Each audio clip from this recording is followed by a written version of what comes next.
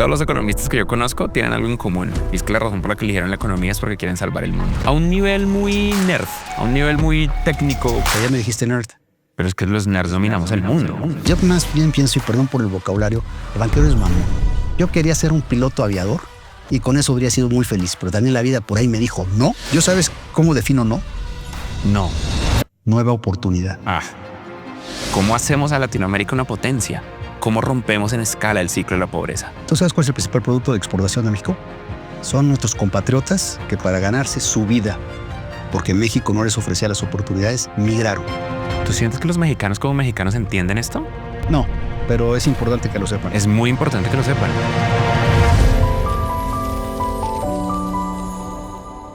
Banco Azteca tiene 30 millones de usuarios en una de las economías más importantes de América Latina. Alejandro, que está en este momento con nosotros, tú diriges Banco Azteca, antes dirigiste Banorte, estuviste en la Secretaría de Hacienda, estuviste en el Banco de México. ¿Se me está olvidando algo? Ya me dijiste que estoy viejo, pero bueno, le echo todavía muchas ganas. Pero no estamos viejos, somos la primera generación de la humanidad que va a vivir más de 100 años con muchísima salud. Somos muchas vidas. Eso te prometen a muchos y luego no llegan, ¿eh?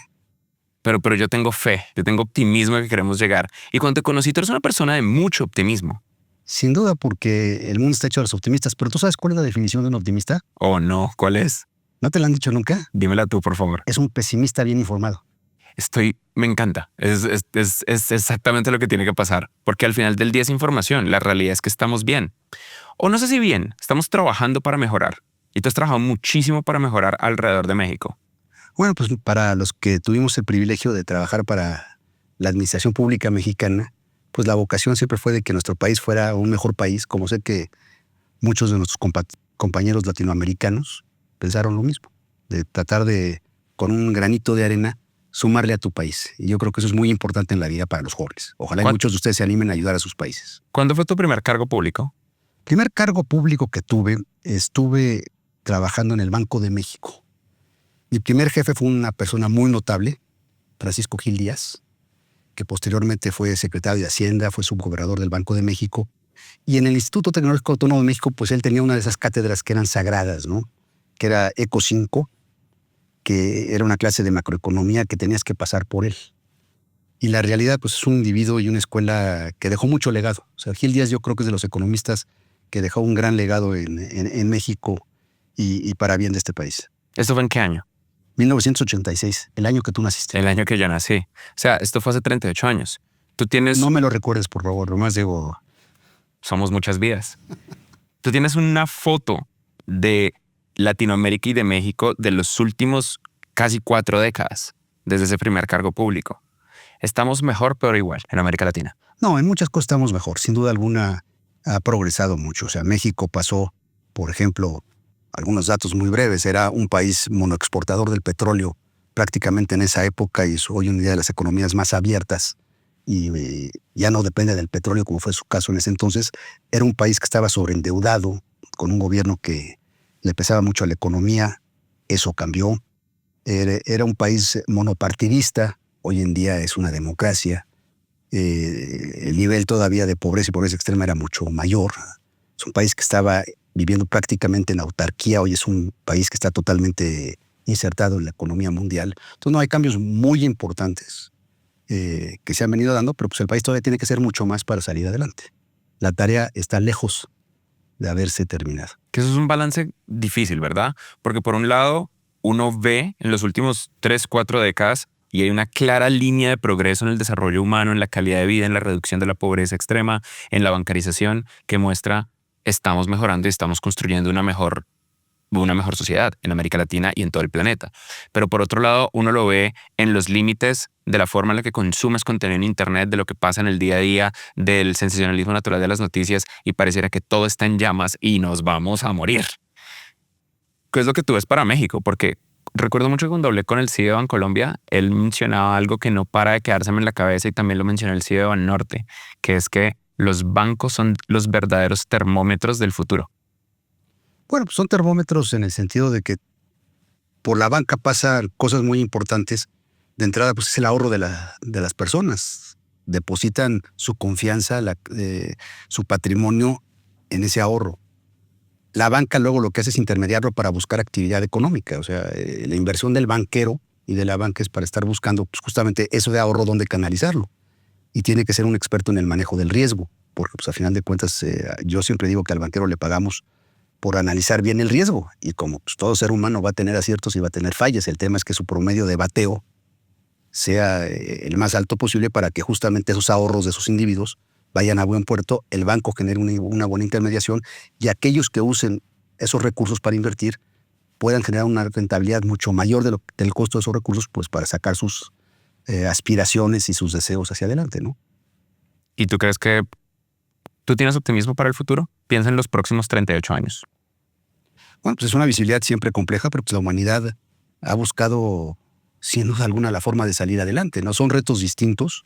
Los retos que yo tuve en mi juventud son ya muy distintos a los que tiene hoy en día un joven. El acceso a la información que yo tuve, yo para poder conocer de un tema tenía que buscar una biblioteca o meterme a una librería a comprar el libro. Muchas veces no lo sabía, el acceso era complicado. Si el libro estaba en la biblioteca y alguien más lo había tomado, había que esperar su turno. Y hoy en día simplemente te metes a internet y la información es accesible a las 24 horas en cualquier momento. Entonces la realidad es que la humanidad hoy en día tiene capacidades que mi generación está disfrutando de ellas hoy en día, pero ni juventud ni remotamente. Entonces eso me da el optimismo porque toda esa información, todas esas capacidades hoy en día, además con el advenimiento de la era digital, con la inteligencia artificial, con toda la velocidad del procesamiento que estamos viviendo hoy en día, el tema no es accesar la información, el tema es a qué información quieres accesar y a cuál le vas a sacar utilidad. Y también, pues, obviamente, con todo lo bueno viene todo lo malo. No solamente están los problemas de ciberseguridad, pero también todo esto de fake news o de falsas informaciones que te pueden llevar a tomar una mala decisión porque alguien más se beneficia de que tú tomes una mala decisión. Entonces, el aprendizaje de discriminar entre lo bueno y lo malo se vuelve algo muy relevante para la generación de jóvenes hoy en día. A finales de los 80 e inicios de los 90, cuando tú empiezas tu carrera y empiezas a ver cómo funciona del lado público y privado todo el sector financiero, ¿cuáles eran los problemas más grandes que hoy ya no son problemas? Bueno, pues de entrada, ahí me tocó vivir una generación de un México en crisis. Después de 1982, México tuvo un problema de sobreendeudamiento, problema de finanzas públicas que estaban desordenadas y prácticamente una economía que se colapsó y que vivió con enormes dificultades prácticamente hasta mediados de los 90. Una economía en que también el conseguir, por ejemplo, mira, hoy en día ya muchos no se dan cuenta, para mi generación el traer unos tenis Nike o Adidas de Estados Unidos era un acontecimiento. En la escuela te veían llegar con tus tenis Adidas y decían, wow, ¿cómo lo hiciste, no? Y una de las palabras clásicas que ya se perdió en el léxico nuestro era fayuqué. De payuca. Me los traje ilegalmente o los importé sin que las aduanas se dieran cuenta. O sea, el verbo de contrabando era el verbo fayucar. Decías, lo fayuqué. Wow, fayuquear. Fayuquear. Y entonces traer dulces de Estados Unidos, traer un lápiz, una carpeta de Estados Unidos, era todo un evento. Porque los productos nacionales, por norma, tristemente eran de menor calidad. Entonces, cuando tenías la oportunidad de Estados Unidos y traerte algo de allá, pues eras noticia, ¿no? Hoy en día es noticia que los zapatos que traes, los tenis, por buena marca que sea, pues todo el mundo tiene acceso a ellos. Y sumado a eso, la manufactura mexicana es de ultra alta calidad ahora. No, mejoró radicalmente. Uno de los grandes cambios. Teníamos una frase que se hizo en los años 70 que decía, lo que está hecho en México está bien hecho. Y la realidad es que la gente la veía como una falacia, porque no era necesariamente cierto, porque al ser una economía cerrada, lo que se producía en México no era de calidad óptima. Fue mejorando notablemente y cuando México se volvió una palanca exportadora hacia el resto del mundo, pues obviamente los productos son de óptima calidad. Y hoy en día, pues México es de los principales exportadores, por ejemplo, de automóviles en el mundo. Ya produce una cantidad de piezas y componentes para la industria aeronáutica. O sea, la sofisticación ha sido impresionante. Uno de los principales exportadores de piezas, de automóviles y de partes de aviones del mundo. Del mundo. Y así te puedo dar muchas industrias, ¿no? Bueno, por ejemplo, Tijuana se volvió TV Juana, ¿no? Porque en lugar de ser Tijuana ya era la principal productora de televisiones ensambladora en el mundo en un momento dado. Y así hay historias de éxito bárbaras en las cuales pues, esos productos de óptima calidad tenían que estar también elaborados por gente que estaba muy bien entrenada, muy bien equipada para hacerlo. Entonces la fuerza laboral mexicana destacó. Y si tú le preguntas, por ejemplo, a Ford o a General Motors o a Honda o a BMW, donde tienen sus mejores plantas y más productivas en el mundo, todas te van a coincidir en México. Entonces, la realidad es que tenemos una fuerza laboral fuera de serie. Es un país que buscó con todo salir adelante y sigue en ese esfuerzo. ¿Qué hizo que México se volviera una fuerza de manufactura tan grande? Porque muchos países lo intentan.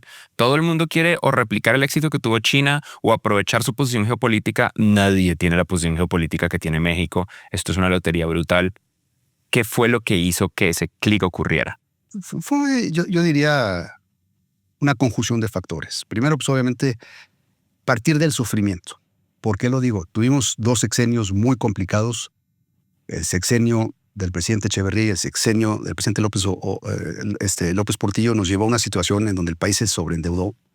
Le apostó al petróleo de una manera, pusimos todos los huevos en una sola canasta y se nos rompieron porque el precio del petróleo se colapsó posteriormente, sobreendeudamos la economía, era una economía cerrada y hubo que hacer cambios radicales que le tocaron en un sexenio muy complejo al presidente de la Madrid. Y luego, posteriormente, la realidad del presidente Salinas de Gortari tuvo esa visión de abrir a México hacia el resto del mundo y estructuralmente la economía cambió. Entonces, México, en lugar de ver hacia adentro, México ve hacia afuera y bueno, lo que tú dices, se amaneció un día diciendo, oye, sí es cierto, pues sí tengo 3,000 kilómetros de frontera con Estados Unidos. Ah, caray, ¿no te habías dado cuenta? No le habíamos sacado provecho. Pero ahora fíjate, tristemente, pensando en el México de hoy, todavía me encuentro muchísimos de mis compatriotas que no saben hablar bien inglés.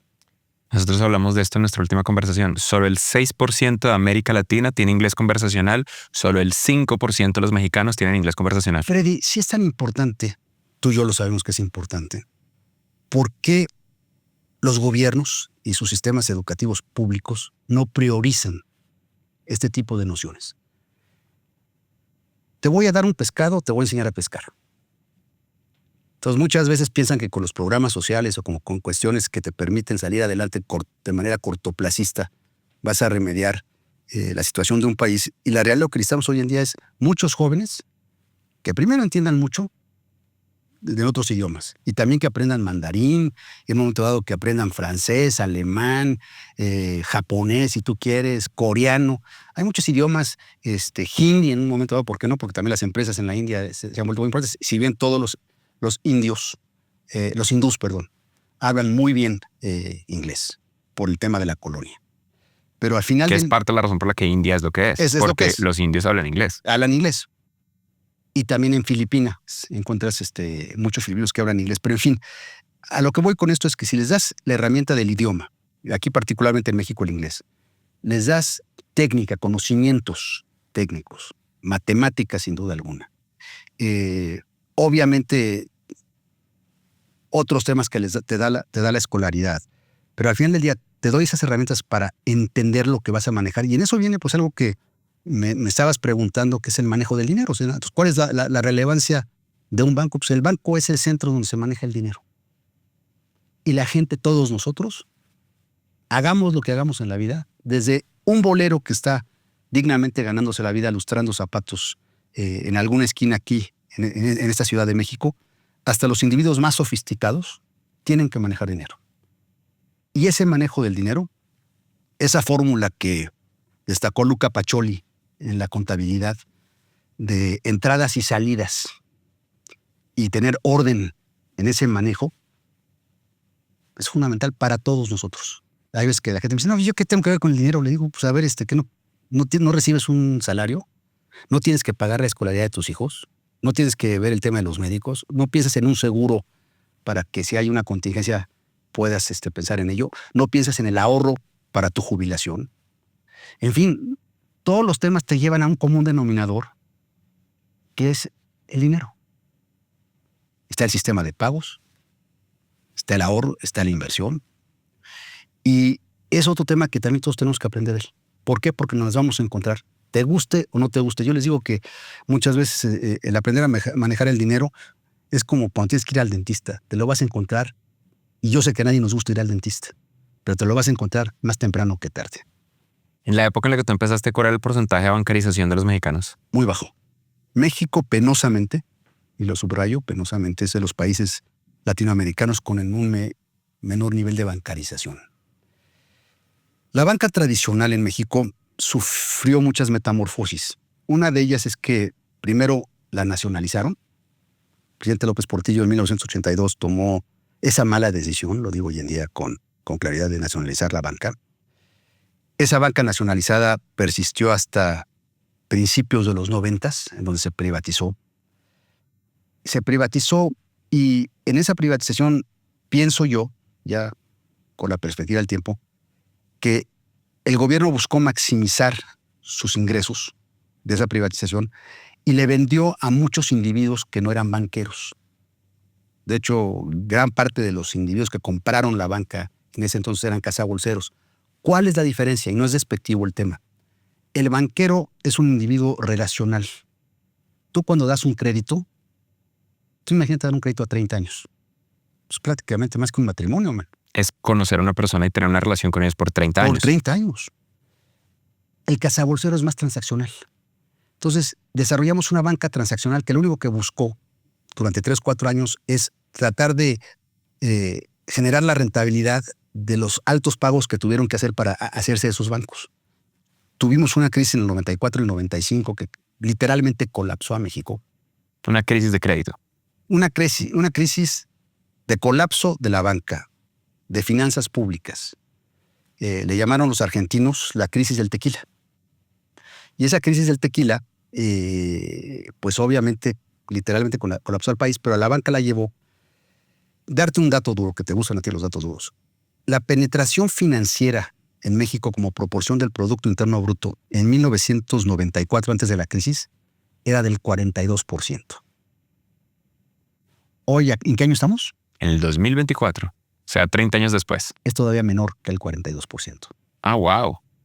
Ahí ves el costo de una crisis.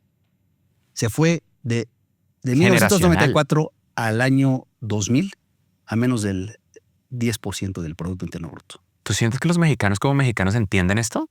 No, pero es importante que lo sepan. Es muy importante que lo sepan. Porque como que no se ve la crisis. Hoy en día todavía tenemos un mecanismo que se desarrolló en ese entonces pues, para salvar a la banca y sanear las finanzas públicas de este país, que hoy en día se denomina el IPAP, el Instituto para Protección del Ahorro Bancario.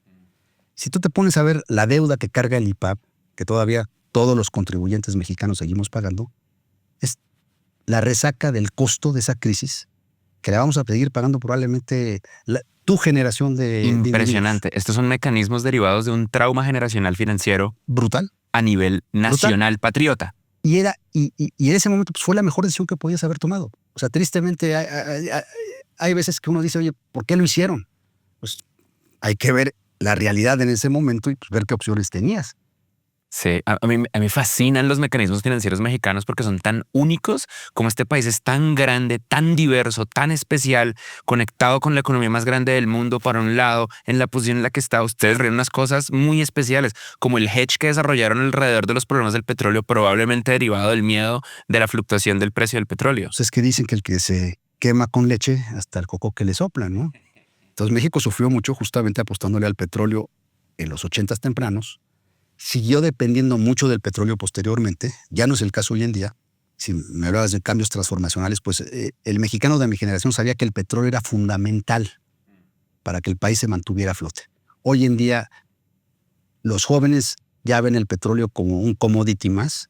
Y de hecho, pues México ya no es ni siquiera un país exportador neto de petróleo. Que no sé si la gente es tan consciente de esto, que México, siendo uno de los principales extractores de petróleo, necesita importar. Sí, porque alguna vez un francés me dijo, oye, pues que ustedes están mal. Y le digo, ¿por qué? Mira, me dice, nosotros producimos leche y hacemos quesos. Ustedes exportan leche y importan quesos. El símil era, exportan ustedes petróleo crudo y traen todos los refinados de regreso. Claro.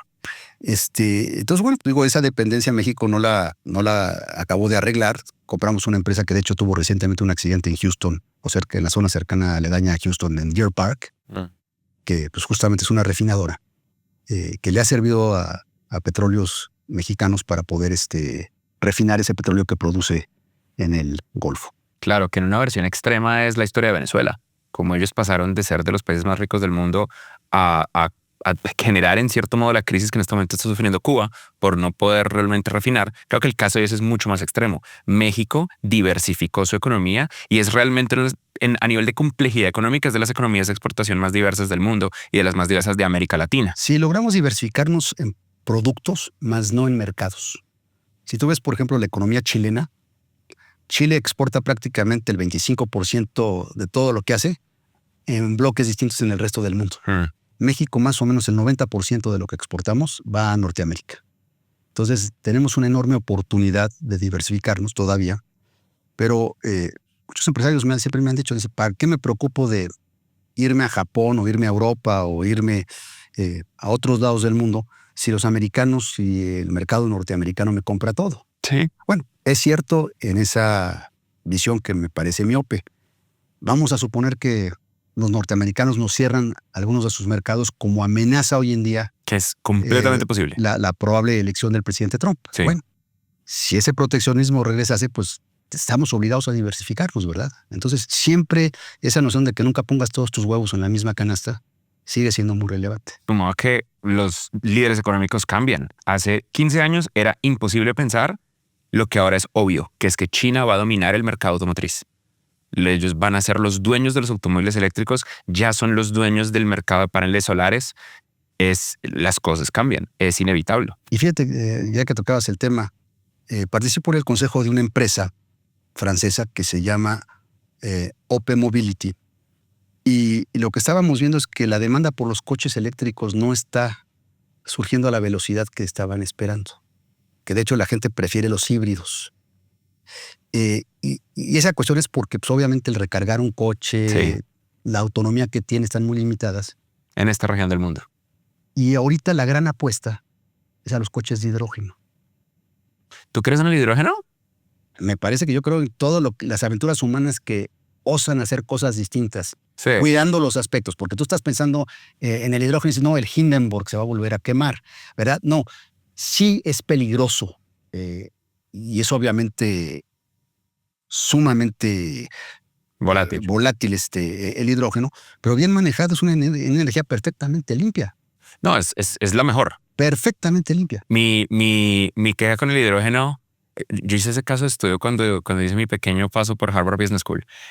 Mi queja con el hidrógeno es una cosa que ellos llaman a compound set of miracles, una serie compuesta de milagros, porque para lograr que el hidrógeno sea muy popular habría que cambiar todas las gasolineras del mundo y toda la infraestructura de distribución que hoy tenemos de gasolina para que sea una distribución de hidrógeno. Lo de la volatilidad es un problema fácil de arreglar. Las baterías también se explotan y las baterías no se explotan. Pues es un cambio de modelo. Pero es un cambio de modelo muy duro. ¿Qué hicimos con los caballos? Quizás la pregunta es, ¿qué irá a correr? A ver, te conté. No, pero por supuesto, ¿verdad? no lo voy a negar, no se puede negar. ¿Qué hicimos con los caballos? Lo que hicimos con los caballos es volverlos el hobby número uno de las niñas y de los millonarios alrededor del planeta. ¿Cambio? Tú tenías que tener tu caballeriza, todo estaba hecho alrededor de los caballos. Sí. Llegó el motor de combustión y nos cambió la vida. Probablemente con estas nuevas tecnologías, ojalá y dejemos el motor de combustión atrás porque pues justamente los problemas de contaminación y todos esos temas que hoy tenemos que enfrentar de salud pública en muchos lugares, pues digo, son consecuencia de los beneficios también que nos da el motor de combustión. No, yo estoy de acuerdo contigo completamente. O sea un automóvil eléctrico con una nueva tecnología de baterías o sea un automóvil eléctrico con tecnología de hidrógeno, el auto eléctrico va a ganar. Es que no hay forma de que no gane. Yo sueño con el día en el que no vuelva a haber una neblina de CO2 en Ciudad de México. Porque ese día Ciudad de México va a ser de las mejores ciudades del mundo para vivir, que ya lo es. Va a regresar lo que Carlos Fuentes denominó la región más transparente. Uf, qué es bonito. Un libro que les aconsejo a todos. ¿Se llama La región más transparente de? Así le llamo el libro. ¿Pero de quién es el autor? Carlos Fuentes. Carlos Fuentes. De los grandes escritores, novelistas que tuvo México, realmente extraordinario, como tuvimos a Rulfo, tuvimos a Octavio Paz y hemos atendido a muchos otros, fue de los grandes. ¿Tu punto de esta empresa francesa de carros son los de Peugeot y Citroën? No, ya lo están viendo. Es más, los principales promotores de los vehículos de hidrógeno hoy en día en el mundo, Toyota. Los chinos. ¿Los chinos? Los chinos. Entonces los chinos van a ganar todo. Buy your dream. BYD. Uy, sí, BYD se los va a comer a todos. Que es curioso lo que decían los gringos, ¿no? Porque ellos dijeron, aquí no entran carros chinos porque queremos proteger nuestras industrias. Y efectivamente lo van a lograr dentro de Estados Unidos, pero en el resto del mundo El resto del mundo van a ser, los automóviles chinos eléctricos sí son más baratos. Pues obviamente el mercado lo que busca siempre es la mejor calidad al menor precio. Por eso Sí. me decías que cambió mucho en la generación que me tocó a mí aspirar y la que veo hoy. Nosotros creíamos fervientemente en un mundo más abierto, que la única economía cerrada era el globo, Ujú. El planeta. el planeta. Ese era el único cerrado, pero que no habría fronteras entre las economías en el sentido de sacarle el mejor provecho a las ventajas comparativas y competitivas de cada país y de cada región. Hoy en día estamos regresando a una visión de proteccionismo, de fragmentación, de regionalismos, de tendencias que justamente van en contra de lo que a nosotros nos tocó ver como algo que era bueno para nuestras economías. Entonces, en un periodo de 40 años, si me es algo que veo radical en los cambios, que sí me preocupa, es que en lugar de tratar de sacar lo mejor de todos, estamos regresando a ser proteccionistas en algo que ya sabemos, porque los que estudiamos teoría económica entendemos que cualquier arreglo de comercio siempre es Pareto superior a cualquier arreglo autártico. Y esa capacidad de generar mayor valor agregado la estamos perdiendo por cuestiones proteccionistas, fragmentistas, que hoy en día están en boga en el mundo, ¿no? Y que son una ilusión. Todo tipo de acción de proteccionismo lo único que hace es que alguien más vaya a crecer lo suficiente afuera hasta que inevitablemente ese proteccionismo se acabe y simplemente creaste una situación de ausencia de competencia en tu mercado local. Y los A que mí también me preocupa mucho. Sí, y los que vivimos en las economías cerradas. Yo viví en Francia muchos años cuando la economía soviética justamente dominaba todo el bloque de la cortina de hierro.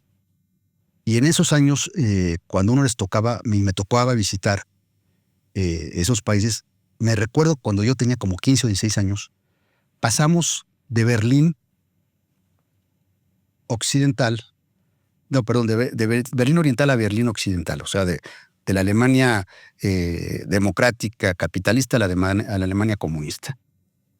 Y pasando de la Alemania comunista a lo que en ese entonces se llamaba Checoslovaquia, porque hoy es la República Checa o Eslovaquia, de repente llegamos a una frontera y un vista me abre la maleta y yo traía una revista de Berlín, pero de Berlín occidental. Uy. No, se queda, era un muchacho, yo tendría 15 años, el señor tendría 19, 20 años. Se quedó media hora, no te exagero, viendo la revista página por página, descubriendo lo que era el otro lado de la barrera. Yo de repente le digo a mi papá, oye, ¿se lo puedo regalar? Le dice papá, ni se te ocurra porque le estoy diciendo, déjalo que él lo vea y que él entienda lo que está pasando en otros lados. Cuando tú te vuelves fragmentista o tú te vuelves alguien que ve hacia adentro, pues algo estás también buscando ocultar de lo que está pasando en el resto del mundo.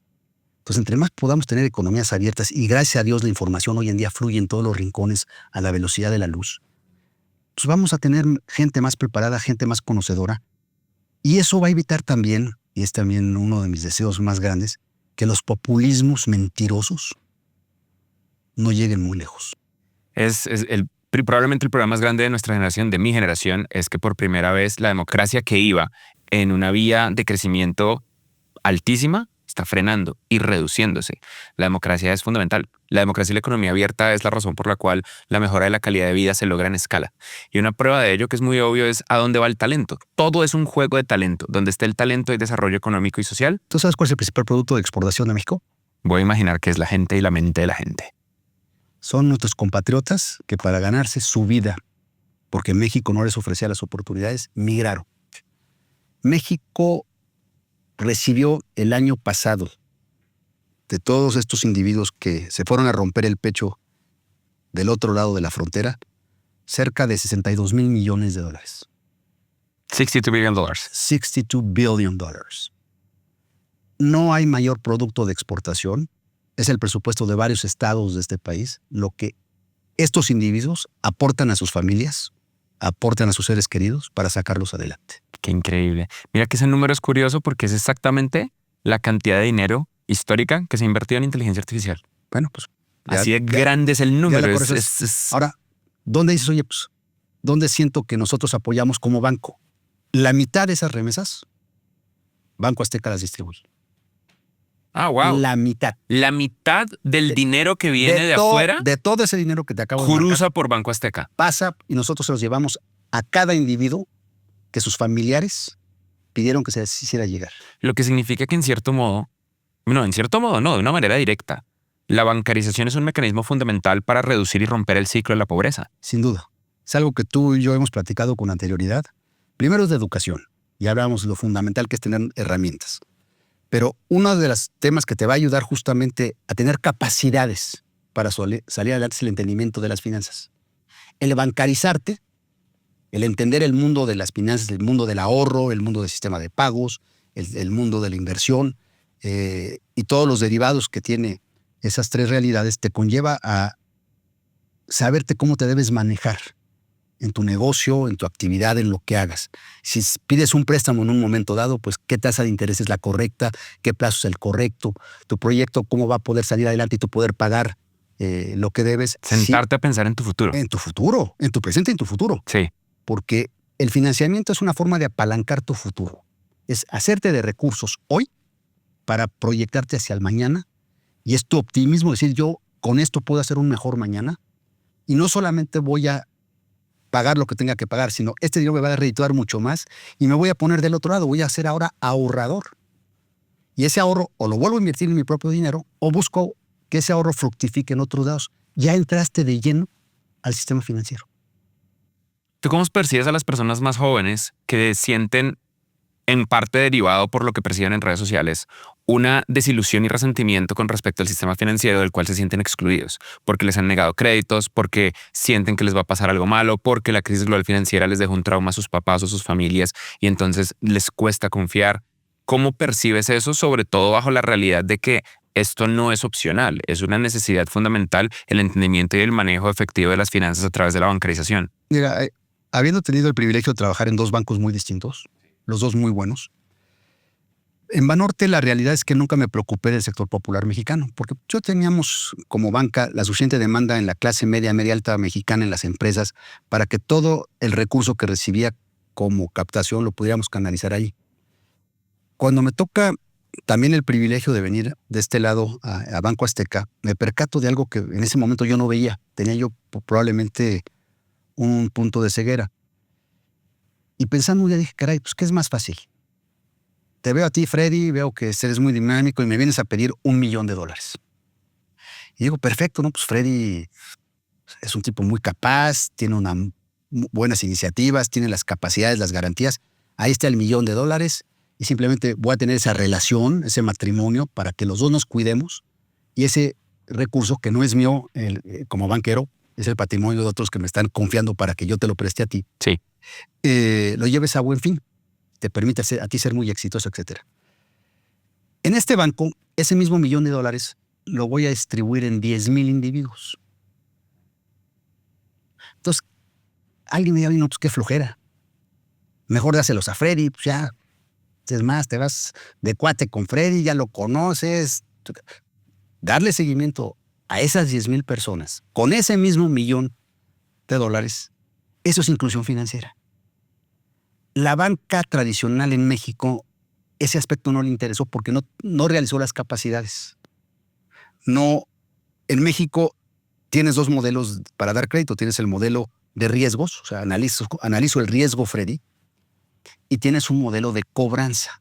A esos 10,000 individuos los tengo que ir a visitar uno por uno, conocerlos, saber su capacidad de apalancamiento, o sea, cuánto pueden realmente tomar de deuda para poderla pagar. Porque cualquiera te puede prestar un recurso. El problema es asegurarte que ese recurso lo uses correctamente con el fin con el que está planteado llevarse a cabo y puedas pagar de regreso ese dinero que pediste prestado. Que eso es un fenómeno como difícil de explicar, ¿no? Muy complejo.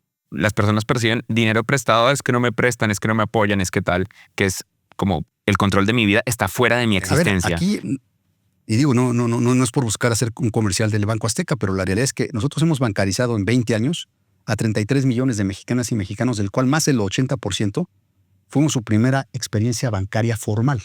¿Qué quiere decir esto? Que muchas veces cuando requerían un préstamo, iban con los agiotistas para poderse hacer de ese recurso. Entonces, el haber bancarizado en un país que se supone que es de las 15 economías más importantes del mundo, a 33 millones de individuos en los últimos 20 años, ¿qué te está diciendo? Que nadie les había ofrecido servicios bancarios formales. Que es parte de lo que explica que se conecta con todo lo que estamos hablando de la economía abierta y del planeta, que al final del día el mercado es el mercado. El mercado no es algo que hay 5 personas con un brandy por allá en un castillo tratando de determinar, sino un fenómeno emergente de la sociedad. Si la gente necesita dinero, tiene 2 opciones. Van a haber instituciones como Banco Azteca que se los van a ofrecer o van a encontrar el camino y el camino probablemente va a abusar de ellos. Es ahí donde la educación y la información se vuelven relevantes, porque a la par que hemos bancarizado, un tema colateral que nos da también mucho gusto que no hemos podido promover, y justamente es para ayudarnos a hacer mejor este negocio, es la educación financiera. Como en las escuelas no les enseñan ni inglés ni educación financiera, nosotros lo que hemos buscado es, bueno, no nos toca todavía el inglés porque no estamos metidos en ese mercado En eso estamos nosotros. y queremos que nos ayude. Y en el otro es en la educación financiera, donde damos las herramientas para que la gente entienda lo que es ahorrar, lo que es el sistema de pagos, lo que es un seguro, lo que es tu sistema de pensiones para el retiro, lo que es una inversión, cómo las debes cuantificar, cómo las debes analizar, qué beneficios tiene, pero qué restricciones también te implica. Porque muchas veces tú dices, oye, no, pues ya tengo mi $1,000,000, ya lo tengo, pero no sé, pero ahora tienes que generar no solamente el flujo que te mantenga a ti en tu negocio y tu rentabilidad, sino pagar a quien le debes, porque cuando el banco le presta a un Freddy, por lo menos el 85% de ese dinero, de ese $1,000,000, o sea, $850,000, son de los ahorradores. Son de aquellos que nos están confiando su dinero para que te lo prestemos y lo llevemos a buen fruto. Y eso es justamente lo que hace la banca y lo que hace el buen banquero. Entonces, yo al tener la confianza de todos estos individuos, estoy obligado, con mis mejores capacidades, a asegurarme que a quien se lo presto le va a ir bien y me va a ir bien para que a ellos les vaya bien. Y ese es el verdadero ciclo de un banquero. Tú eres un economista y todos los economistas Nadie que es perfecto. todos los economistas que yo conozco tienen algo en común, y es que la razón por la que eligieron la economía es porque quieren salvar el mundo. No conozco economistas, sobre todo los que tienen historia público y privada, que en esencia no tengan una misión en sus vidas de hacer la vida del resto mejor. A un nivel muy nerd, a un nivel muy técnico, mecánico, matemático. O sea, ya me dijiste nerd. Pero es que los nerds dominamos el mundo. Los nerds, es la mejor época para ser nerd en la historia de la humanidad. ¿Tú crees? Sin la menor duda. Yo más bien pienso Sin la menor duda. Yo más bien pienso, y perdón por el vocabulario, el banquero es mamón. Mamón. Claro que mamón en mexicano, en colombiano, en argentino, en chileno y en peruano son cosas diferentes. Bueno, en el inglés, para que estemos en un lenguaje común, es stuck up. Stuck up. As in classic. No, as in a jerk. As in a jerk. Yes. Muchas gracias por esta definición. Sí, Sí, claro. bueno, para que tengas léxico. Muchísimas gracias. Me eleva el vocabulario y todos necesitamos una elevación de vocabulario. Pero mi punto es, como economista que quiere salvar el mundo, lo admitas o no, tú has visto un camino. Entonces, por más de que haya frustración respecto al balance de poder y a los movimientos y ciclos democráticos, tú has visto un camino. Tú has visto 4 décadas y un poquito menos de 4 décadas de historia público-privada, de historia del lado del gobierno, del lado de donde el gobierno recolecta el dinero, donde el gobierno controla sus mecanismos monetarios y de tasas de interés, y del lado donde se proveen servicios bancarios. Tú has visto a millones de personas tanto romper el ciclo de la pobreza como empezar a crear riqueza, del lado de un banco enfocado a empresarios y enfocado a un perfil que ya estaba atendido versus el lado del Banco Azteca, que está enfocado en un lado históricamente desatendido. Tú has visto en este momento cómo ha cambiado la tecnología, cómo de repente hay bancos que no tienen sucursales, cómo hay nuevos bancos que están generando una nueva confianza en gente que está desilusionada. Múltiples ciclos de crisis, tanto locales como globales. Entonces la pregunta es muy simple. ¿Cómo hacemos a Latinoamérica una potencia? ¿Cómo rompemos en escala el ciclo de la pobreza? Pues obviamente, o sea, te vas a sentir como disco rayado, pero pues tenemos que comenzar por el principio. Tú hablabas de una democracia que está empezando a cojear. Sí, en el planeta. Bueno, en el planeta. Pero muchas veces un individuo es un voto, y así debe ser. Pero cada voto no necesariamente representa la misma fortaleza en esos individuos. Si bien cuentan iguales, ¿a qué me quiero explicar? La educación, el conocimiento, tus capacidades de entender el entorno, siempre te van a dar un mejor bagaje para tomar mejores decisiones. la democracia necesita de niveles de educación mucho más profundos, más amplios, que el individuo tenga capacidad de entender lo que le están presentando. A Y la de vez, discernir cuando le están mintiendo. absolutamente. O sea, que tenga ese entendimiento. Es un círculo muy complejo y muy vicioso, porque la realidad es que, bueno, pues digamos, la pobreza extrema es un enemigo brutal. No es lo mismo el México de Nuevo León, de Coahuila, de Tamaulipas, De Tlaxcala. o me voy al sur, Chiapas, Tabasco, Guerrero, Oaxaca. Los niveles de desarrollo son totalmente asimétricos y lo que tenemos que ir generando es un plano en donde por lo menos la gente más desfavorecida tenga mayores capacidades sin frenar a los que van por delante. Porque muchas veces hay una visión de decir, no, eso que no vayan tan rápido y pues a ver si eso los alcanzan. No, deja que aquellos vayan con todo lo que puedan y haz lo que tengas que hacer para los que se van rezagando, vayan teniendo una mejor perspectiva. Y a partir de eso, puedes tener una mejor democracia, individuos más preparados, individuos que además van a tener mejores y mayores oportunidades en el mundo, porque el mercado en eso no miente. Tú cuando vas a buscar un trabajo por primera vez, entiendes lo que es el mercado. Y ahí vas a ver, oye, ¿por qué no hice esto? ¿Por qué no me preparé en esto? Oh, qué bien que tomé esta clase, qué bien que me puse a estudiar esto. Empiezas a conocer tu valor. Y no te van a ver por tus looks, ¿eh? Te van a ver por lo que conoces, lo que sabes, lo que puedes aportar. Y me acuerdo cuando era chavo, me estaba contratando una empresa, Coca-Cola. Y de repente me estaban diciendo, oiga, pues ¿cuáles son, usted cómo se evalúa, no? Y les dije, pues me llamo Roy. No, pues se llama Alejandro. No, me llamo Roy. A ver, ¿por qué? Return on Investment. O sea, lo que yo no les pueda generar, yo no puedo aspirar. Me acuerdo que se carcajeaba el individuo en Atlanta de lo que le estaba yo diciendo. Pero es muy cierto, o sea, tú cuando vas a saber lo que vales, independientemente, todos valemos mucho como individuos, pero tu valor de mercado, que es tu realidad, pues es lo que tú mismo puedas aportar justamente a quien te va a contratar. Ahí te das cuenta de muchos de los temas y las puertas o se te van a cerrar o se te van a abrir. Y depende de cada uno de nosotros de buscar esa vereda. Y hay a veces puertas que se te van a cerrar y bueno, pues, ¿yo sabes cómo defino no? No.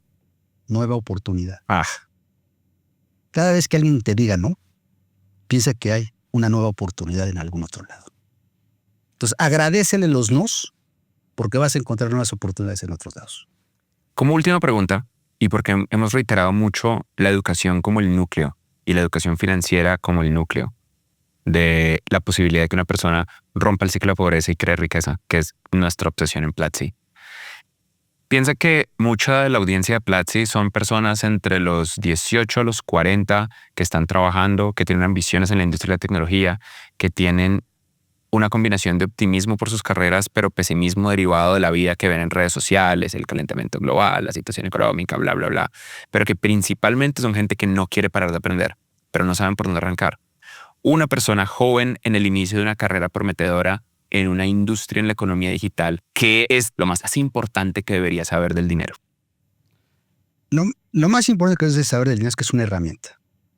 Estrictamente una herramienta.